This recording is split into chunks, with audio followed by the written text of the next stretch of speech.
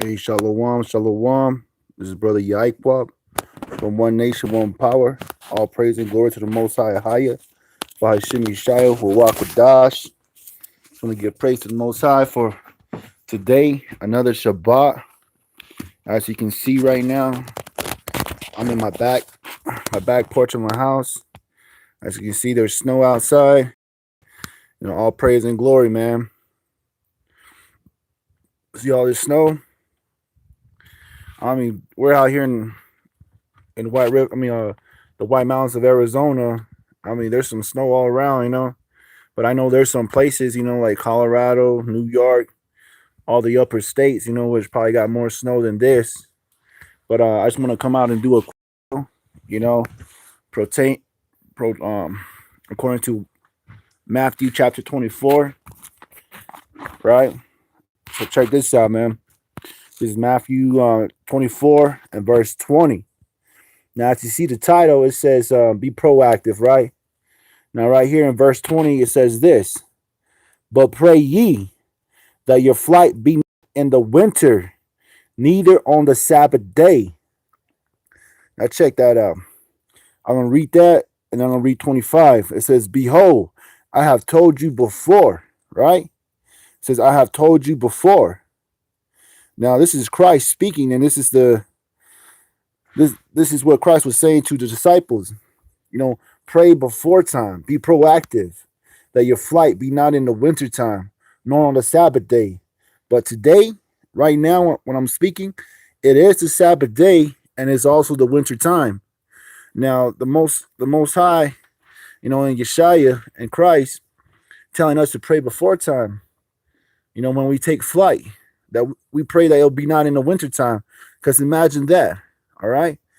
Imagine having to flee, from persecution, because as we read further on, it talks about in verse 29, it says, immediately after the tribulation of these things shall the sun be darkened, and the moon shall not give her light, and the stars shall fall from the heavens, and the powers of heaven be shaken.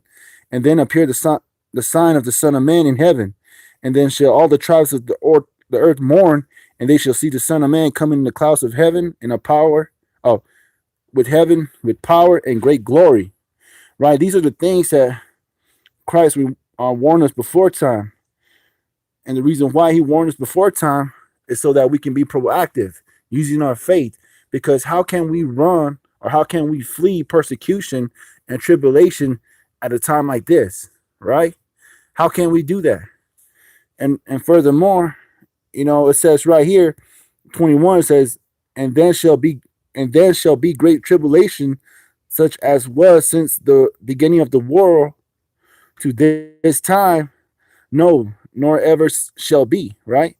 Let me read that again. For then shall be great tribulation, such as was not since the beginning of the world to this time, no, nor ever shall be. Now, check that out.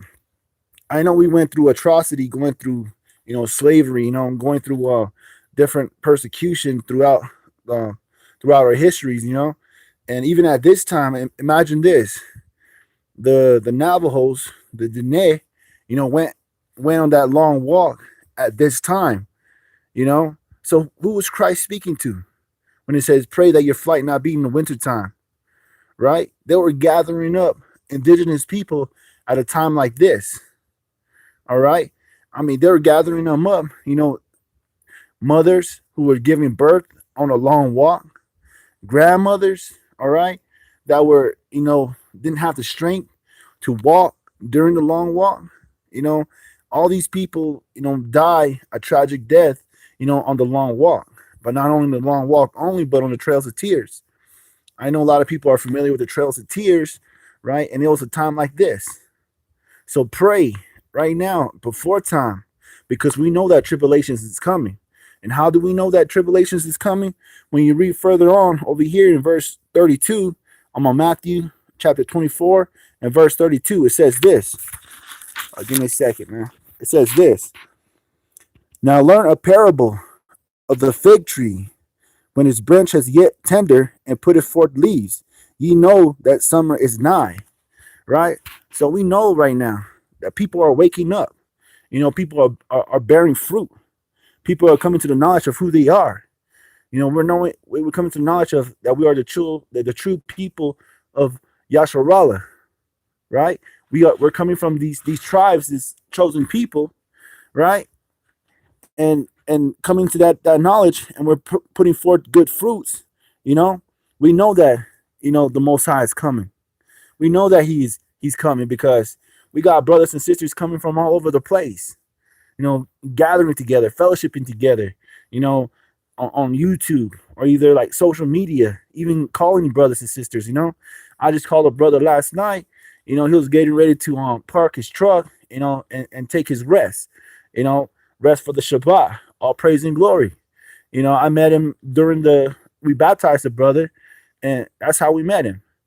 But much love to all these brothers that we baptized. But that's how we know that summer is nigh, because we're seeing the fruits of our labor, right? And not only our labor only, but the brothers and sisters out there putting in the work. Because it was prophesied that we will come to know who we are.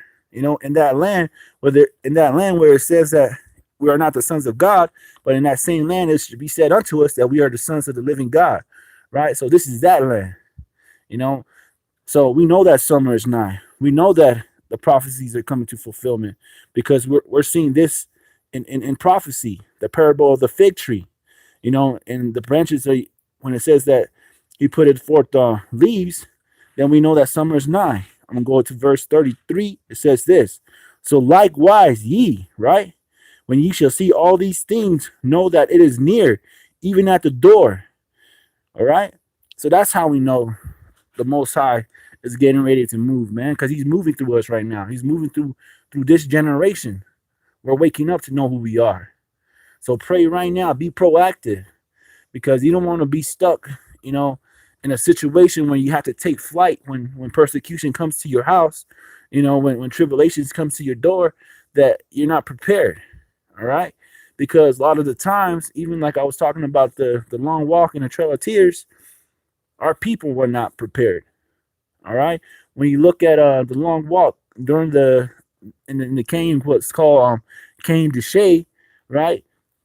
The people came in, killed all their livestock, burned all their corns, burned all the houses, right? Everything that the people had stored up for the winter to get them through the winter, the United States soldiers came in and took all of that. All right? And it was the same as it says right here, in verse 25. Oh, wait up. Let me go further up. All right. Verse 16 says, let them which are in Judea flee into the mountains. Let him which is on the housetop not come down and take anything out of his house. Neither let him which is in the field return back to take his clothes. And woe unto them that are with child, and to them that give suck in those days. Right? So even though right now Christ is speaking to the disciples about what's going to happen in that time in Judea, it's still the same prophecy that happened to us here. Because when they came to round us up, we didn't have time to prepare. A lot of people, like from my wife, for instance, her uncle, right? Her uncle's wife, remember hearing stories from her great grandmother, saying that her great grandmother and her sister, her little sister, was like, they said like about 7, 8 years old. They had to hide in a badger's hole because the soldiers came over there in Window Rock. I think it was in Window Rock, what is known as Window Rock today. They had to hide in a badger's hole just to get away from the United States soldiers, the cavalry, and they said that it was hard for them that winter because they relied on their parents so much and then their father so much to gather up the food, and they made it through. My wife's uncle's wife, tells us about that. And these stories of, when you hear stories like that, it makes you wonder, man, like they have to be a higher power looking after them or looking over them. Because how can a 7-year-old and like a 10, 12-year-old make it through a winter like this, right? Was it because of the prayers of the saints that came before us? Just like right here, what Christ is saying to his disciples that prayed before time, that your flight be not in the winter, neither on the Sabbath. So that's how strong prayer is, man. And at that time they weren't prepared to be rounded up by the United States soldiers, and taken over to Bosque Redondo, but it happened, right? So right now, just take this warning, man. Take this as a warning that for my brothers and sisters out there, no matter where you're at, pray that your flight be not in the winter. Start storing up, you know, stuff to sustain you during famine, during the tribulation. Start preparing. As long as you stay prepared, have your mind ready. Get your household in order, get your mind ready, get your wives ready, get your children ready, and know that a time like this is going to happen because it's been prophesied that that a time like this is not going to happen again, right? That is going to be a great tribulation, right? So there you go, man. I mean, and it's crazy because when you look at the long walk and you look at some of the history that go behind the long walk, you actually hear people talking about how they were following the soldiers, right? And every time the horse would, you know, would drop one of their droppings, their feces, the only way they survived that long walk was actually taking the grain out of the horse's droppings. And that's kind of sick to say, but that just goes back to Ezekiel, where it talks about we'll eat defiled bread, that we'll eat defiled bread. And how I mean, yeah, that seems kind of sick in a way and gross in a way, but that's just what they had to go through. Even when you imagine or when you read as Isaiah talking about eating his own feces, and at that time he said, no man, that's too much for me. When he said, well, then you can eat the livestock's feces. So these are things that happen to our people that we know, and it's a tragedy. So I just thought I'll come out here real quick and do a quick lesson on that. Just read it just so you stay proactive, and prepare before time, because I got a little boy, man. He's like 2-3 years old. I mean, he wants to come out in the snow and play, which is a good thing. Praise the Most High that he wants to play in the snow. But it made me think, like, okay, he has. I mean, he's not thinking about what's going to happen an hour later or 2 hours later. He's just having fun in the moment. It's the same for us. I'm out here standing on my porch, looking at the snow, praising the Most High that we're gonna have moisture next year. But then again, when you think about it, when we get taken out of our houses, when we get rounded up, where we're gonna go to for comfort, man? Right now I'm out here, with my jacket on, just looking at the snow. I'm enjoying it.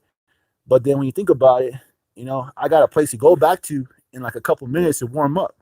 I got food in my refrigerator where I can go and eat, right? I got a place where I have a refuge, right? But what if we don't have that refuge? What if we don't have that those victuals right there in our hands, you know? And a lot of you brothers and sisters out there, I don't know how if you guys are, trained in firing firearms or either you know hunting animals, or actually butchering. I was raised, with livestock, so I know how to butcher an animal. I know how to quarter a deer. I know how to make a bow and arrow. You know what I mean? I know how to make a bow and arrow out there in the wilderness because that's just how I was brought up. You know, but that's good to know. But how good is that if I'm not walking righteous with the Most High? How good is that if I'm not doing what the Most High has raised me up to do? Because we're coming out here and we're bringing out the truth. Preparing our brothers and sisters out there because we have love for you. Just like right here, where Christ tells his disciples, to pray before your flight be in the winter. And he told them that they told this beforehand. So there we go, man. And I pray that you guys all have a good Shabbat. Enjoy your families. Hug your loved ones. Fellowship with your brothers and your sisters out there, because this is all we got, man. It's all we got. We got each other's, man. And that's what we need. We need to lift each other's up, inspire each other's, show our love through our rebukes, through our messages. Because when I was thinking about this, bro, I was thinking about this. You know how sometimes we like right now we got people coming in, to get baptized. We're still gonna baptize people even though it's snowing outside, man. It's not gonna stop us from doing the Most High's will. Getting people prepared for the kingdom. So but I was thinking about this, like, man, when we look out into the wilderness like this, right? I see a house right there. I see my neighbor's house right there. People that live right next to me. And yeah, I see some plants. Here, some trees there. A couple birds here and there. But I did a video when I was out there on the reservation, and I was on the cliffs, and I was looking down, and I was like, admiring God's creation, right? And when you read what's that in Romans chapter 1, where it talks about, let me get that real quick, man, because I want to share this with you, and I'm gonna upload that video and show you that video what I was talking about when I was out on the reservation. I was helping my brother out because my dad, he passed away and he left us some livestock, so I was helping him out because he takes care of them most of the time, and I'm out here now. Okay, right here in verse 20. This is Romans chapter 1 and verse 20. It says this: For the invisible thing of him from the creation of the world are clearly seen, being understood, right? Being understood by the things that are made, even his internal power and Godhead, so that they are without excuse. So if you see this right here, you see that tree, even the snow, even the sunlight right there, that is evidence that our God, the Most High, our Creator, is still in power. There's no overthrowing God, right? You can't overthrow God, because when you look at God's creation, everything that He has created, it produces life. You know what I'm saying? Snow, it produces life. That light right there produces life, and those trees also produces life. Even myself, we produce, we multiply. So we do produce life. You know what? Through the Most High, through His creation. Now, I know it's kind of hard being out here in the city, and it's a different experience being out there in the country or out in the mountains, in the woods, and you have more appreciation for the Most High.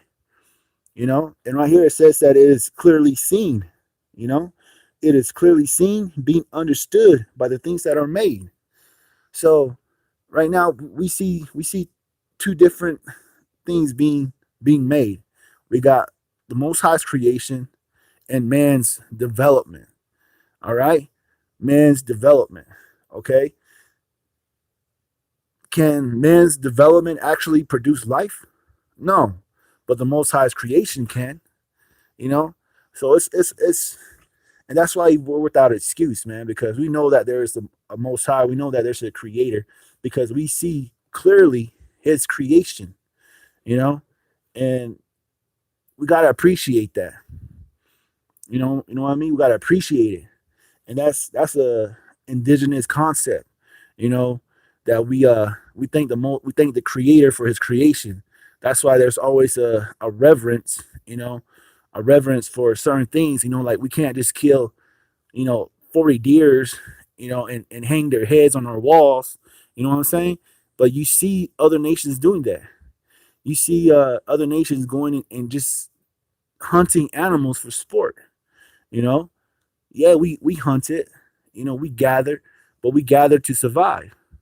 You know what I'm saying? Because there was a reverence for God's creation.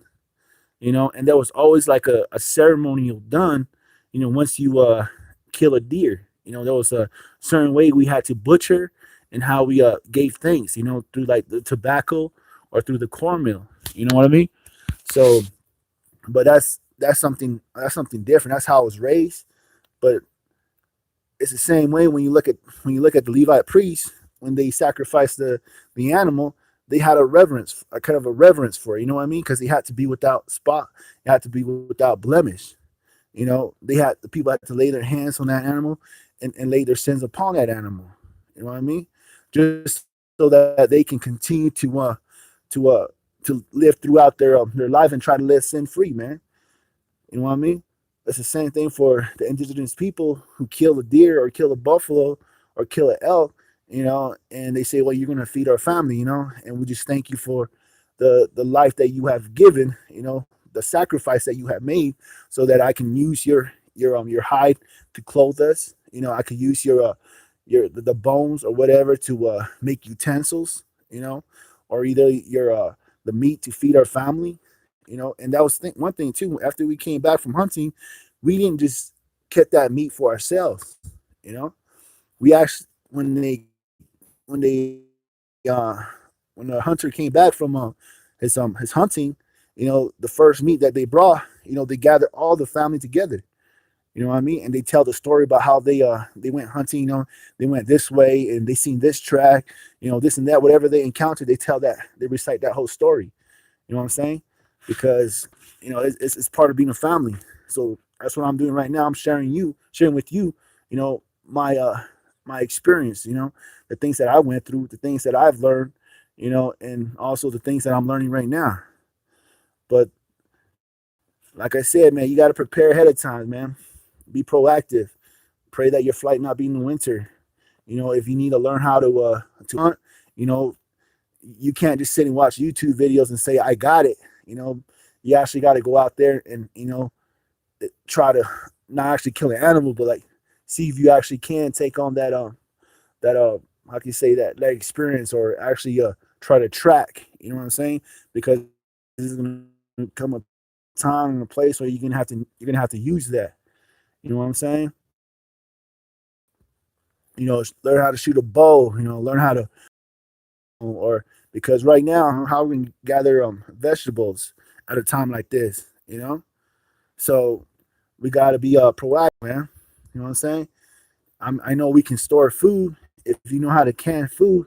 All praise and glory, man. If you know how to can food, put a video up, man.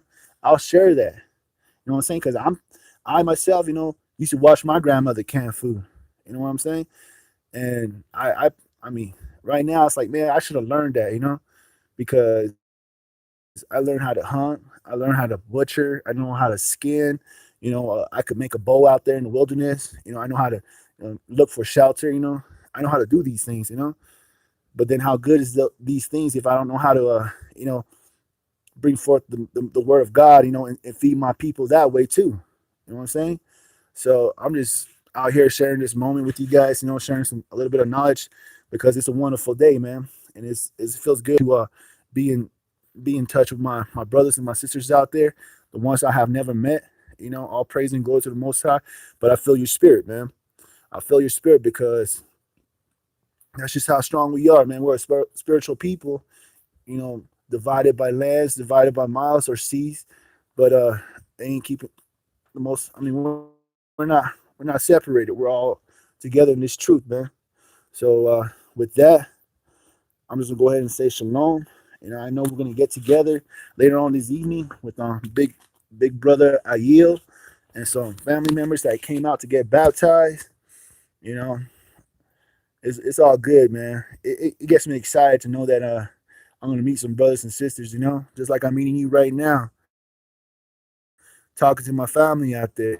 And there you go. That's my wife right there. My wife Yahanda Ben Gad. She's been good to me, man. You know, and I'm gonna say this, man. If it wasn't for the Most High putting her in my life, I would have been a drunk, man. I would have been drunk out there and being a bum, probably, or either be locked up or either be dead.